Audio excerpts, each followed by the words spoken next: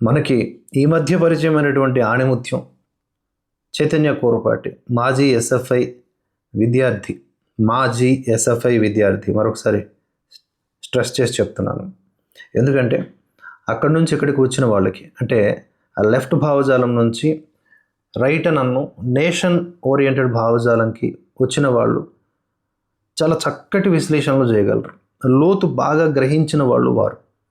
అటువైపు ఉన్నటువంటి దొంగ ఎత్తుగడలన్నింటినీ కూడా తెలుసుకొని బయటకు వచ్చినటువంటి చైతన్య కూరపాటి గారికి సంబంధించినటువంటి విశ్లేషణలు నేను ఇప్పటివరకు ఒక 2-3 దాకా మీకు అందించాను. అలాగే వారికి సంబంధించినటువంటి ప్రొఫైల్ని ఫాలో అవుతూ ఏ మంచి ఇన్ఫర్మేషన్ ఉన్నా మీకు చేరవేస్తూ ఉన్నాను. అందులో భాగంగా ఇది ఒక మంచి సెటైరికల్ పోస్ట్. ఒకసారి మనం ఇది చూద్దాం. ముందుగా చూసారు కదా, ఏమీ లేదు. ఈ అభిజిత్ డీప్కే లాంటి వాళ్ళందరూ కూడా ఏం చేస్తారు అంటే, మోదీ కెమెరా యాంగిల్ ఇలా దగ్గరకు ఫేస్ పెట్టుకుని వీడియోలు చేస్తున్నాడు. మోదీ రీల్స్ చేసుకోవడానికి పనికొస్తాడు, ఆయన ప్రధానమంత్రిగా కాదు ఇన్ఫ్లుయెన్సర్గా పనికొస్తాడు. అంటే ఇన్ఫ్లుయెన్సర్ అనే స్థాయి, ఆ మీనింగ్ కూడా మనోడు తెలుసో లేదో మరి. సరే, అది కూడా ఒక పాజిటివ్ కామెంటే. లేదా ఆయన ఫ్రాండ్స్ అని మాట్లాడతారు. ఏంటి, ఇదే అభిజిత్ డీప్కేకి ఒక 70 ఏళ్ళు వస్తే నోటి నుంచి మాట వస్తుందో రాదో, ఏ పక్షవాతం వచ్చి పక్క వెళ్ళిపోతాడో లేదో మనకు తెలియదు. ఆ 70 ఏళ్ళ పైబడిన వయస్సులో మోదీ గారు కన్వే చేస్తున్నారు దేశం కోసం మెసేజెస్. యువతతో వాళ్లకు పోటీగా సోషల్ మీడియా మాధ్యమాల్లో అటాచ్ అయి ఉన్నారు.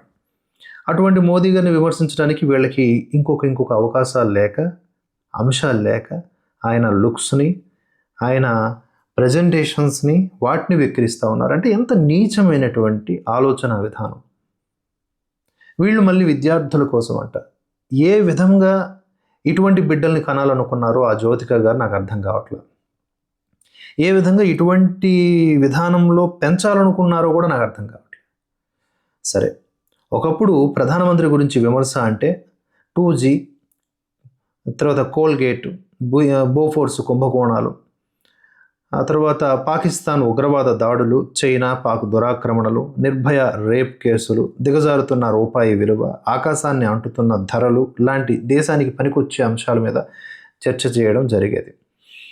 ఇప్పుడు ప్రతిపక్షాల ఆరోపణలన్నీ టెలిప్రాంప్టర్ కనిపించింది, హలో ఫ్రెండ్స్ అన్నాడు, స్కిన్ గ్లో అవుతుంది, పుట్టగొడుగులు తిన్నాడు, ఫోటోలు దిగాడు, మెలోడీ చాక్లెట్లు పెంచాడు లాంటి చిల్లర చర్చల చుట్టూ తిరుగుతున్నాయి.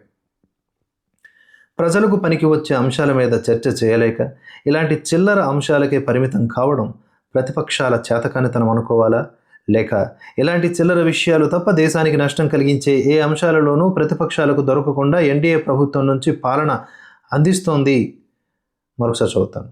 ఇలాంటి చిల్లర విషయాలు తప్ప దేశానికి నష్టం కలిగించే ఏ అంశాలలోనూ ప్రతిపక్షాలకు దొరకకుండా ఎన్డీఏ ప్రభుత్వం మంచి పాలన అందిస్తుంది అనుకోవాలా? 12 సంవత్సరాల పాలన తరువాత కూడా ప్రతిపక్షాలను టెలిప్రాంప్టర్, స్కిన్ రొటీన్ లాంటి చిల్లర అంశాల చుట్టూ తిరిగేలా చేస్తున్న ఎన్డీఏ ప్రభుత్వాన్ని మెచ్చుకోవాల్సిందే. కోడిగుడ్డు మీద ఈకలు పీకడమే రాజకీయం అనుకునే ఇలాంటి ప్రతిపక్షం ఉన్నంత వరకు ఎన్డీఏకు ఢోకా లేదు. It is true.